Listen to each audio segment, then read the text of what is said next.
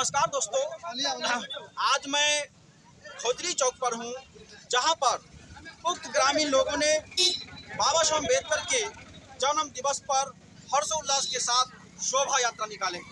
जानकारी लेते हैं, मुलाकात करवाते हैं कि आज यह उमंग, आज यह उल्लास, आज यह विश्व रत्न के जन्म दिवस पर इतनी उमंग, प्रेरणा कहां से मिली। आज पूरे वर्ल्ड में बाबा साहब अम्बेडकर की जयंती को समानता का दिवस मनाया जा रहा है। क्या नाम हुआ आपका? मेरा नाम शंभू राय। तो आप लोग अम्बेडकर जयंती मना रहे हैं? अम्बेडकर जयंती तो हम आजकल तो जितने उच्च विचारधारा से नहीं रखते वो भी इनको अपने राजनीति की तरह मान रहे हैं, लेकिन हम लोग तो इनको विचारधारा को हर वक्त हर समाज में धरती पे जमीन पे लागू करने के लिए एक 24 घंटा सालों भर 365 दिन का मैंने विचारधारा को लागू करते रहते हैं। कुछ लोग कहते हैं बाबा साहब सिर्फ दलितों के लिए काम किए, लेकिन आप पिछड़े वर्ग हैं, उसके बाद भी आप बाबा साहब को मान रहे हैं। कुछ लोग को पता चल गया है कि जो दलित है वो अब जाग चुका है, इसलिए वो कह के बरगला रहे हैं कि हम हमारे दलित साहब है। जितने फायदा जो अम्बेडकर साहब आज हमको बोलने को सड़क पर लाने का राह दिए, जिसको अधिकार दिए, हम अधिकार के लेके चल रहे हैं, हमारे अधिकार को हनन कर रहे थे, उस हनन के लिए वो जान गए कि आप जागरूक हो गया और वंचित लोग वो हमें अधिकार छीन लेगा। इसलिए बाबा साहब अम्बेडकर दलितों के लिए आरक्षण 341, 342 आर्टिकल में लिखे हैं, जबकि पिछड़ों के लिए अधिकार का आंदोलन 340 आर्टिकल में लिखे हैं। पहले 340 आर्टिकल लिखे थे, उसके बाद दलित के लिए 341, 342 आर्टिकल लिखे।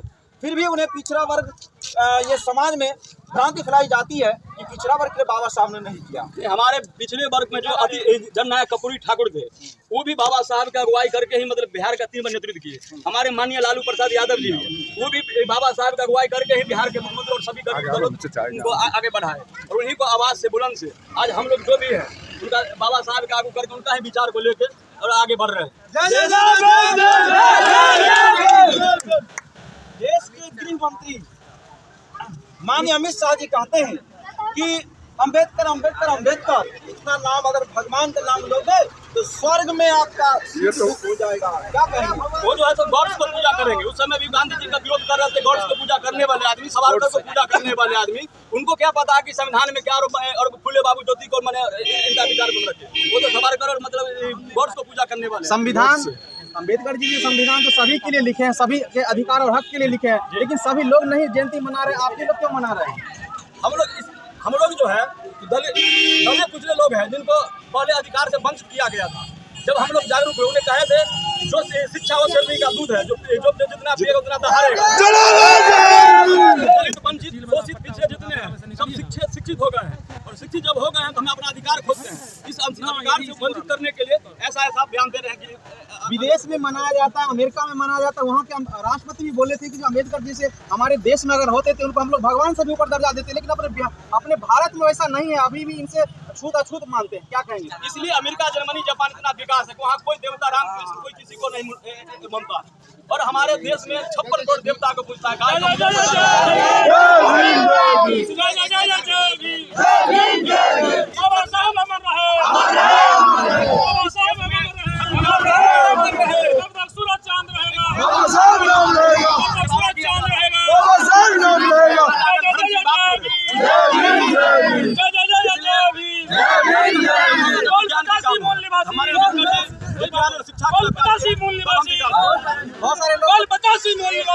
बहुत सारे लोग तो ये कह रहे हैं जो पहले धर्म है उसके बाद ही कुछ नहीं।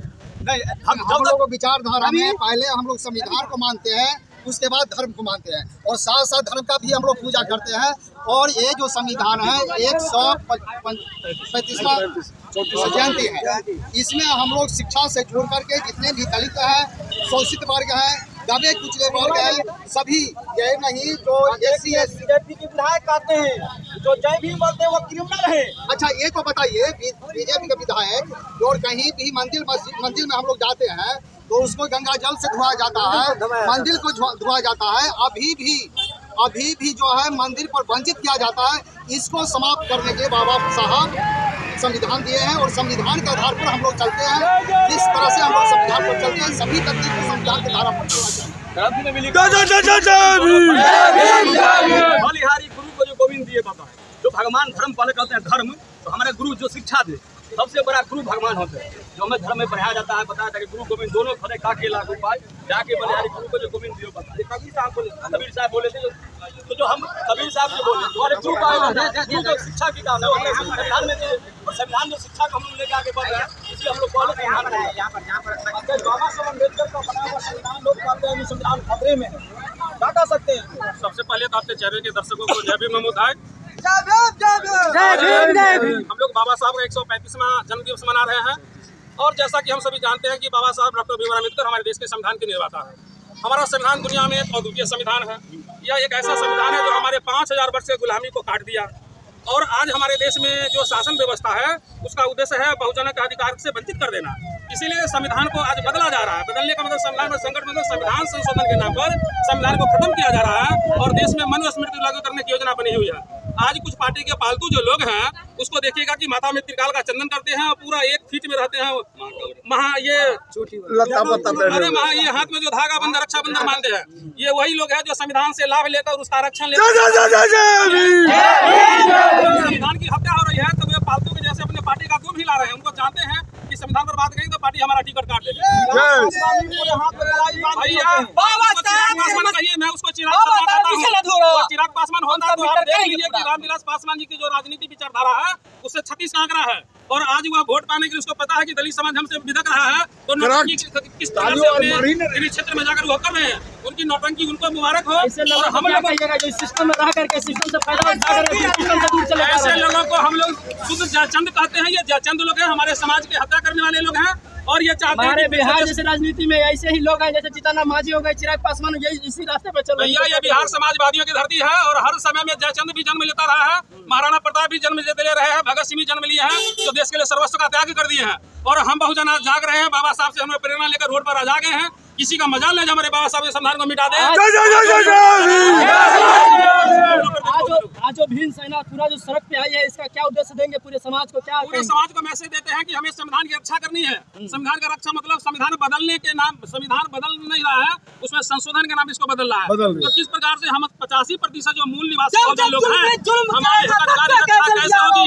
ये मनुवादी सिस्टम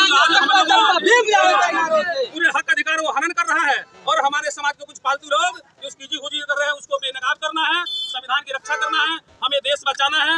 हमारा देश का सिद्धांत शुरू से रहा बहुजन हिताय बहुजन सुखाय और ये बहुजन विचारधारा के जो 85% लोग हैं जो यहाँ के मूल निवासी हैं इसके हक और अधिकार की अगर अवहेलना की जाती है उसको रोका जाता है तो ये हम बहुजन लोग कभी बर्दाश्त नहीं। लास्ट संदेश क्या रहेगा?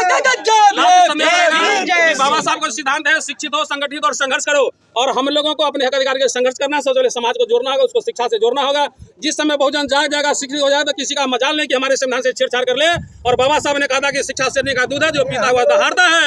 तो हमारे जो भाई दूध नहीं पियेंगे वो बकरी को जगह से मिल जाएंगे और हम लोग दहाड़ने वाले लोग हैं। शिक्षा का अलग समाज में जगाते हैं और हमारा समाज हमारे संविधान की रक्षा करने के लिए नारा लगा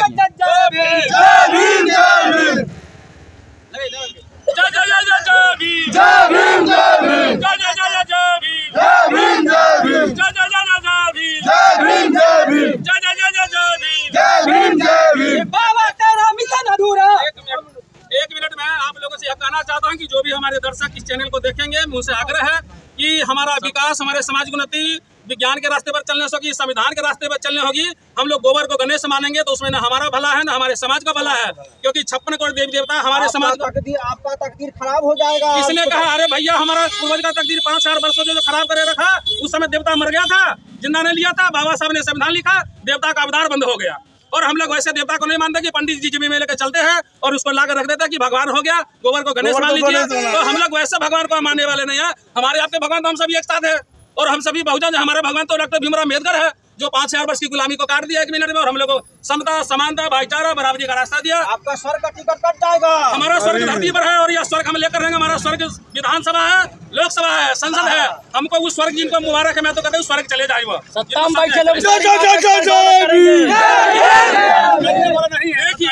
धन वाले, बाहुबल और राजनीति छल प्रमथ से चाहे जितना प्रयास कर ले, अंधेरा को कोई हमेशा के लिए नहीं टिका सकता है। एक नहीं दिन सत्य का सूरज उगता है और अंधेरा को जाना पड़ता है। हम बहुजन जागेंगे और तब हमारे बहुजन का देश में राज होगा।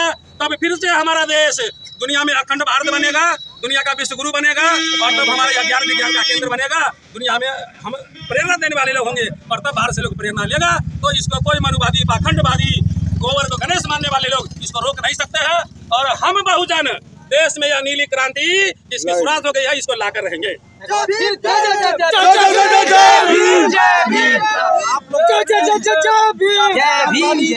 आप देखें कि अब विज्ञानवादी, तर्कवादी, मानवतावादी बाबा साहब के बच्चों ने किस प्रकार हुंकार भरी है कि अपनी मानवतावादी संविधान को बचाने के लिए अपने जान, बल, धन सभी को निछावर करने के लिए तैयार हैं और विज्ञान के रास्ते पर अपने समाज को विकसित करना चाहते हैं।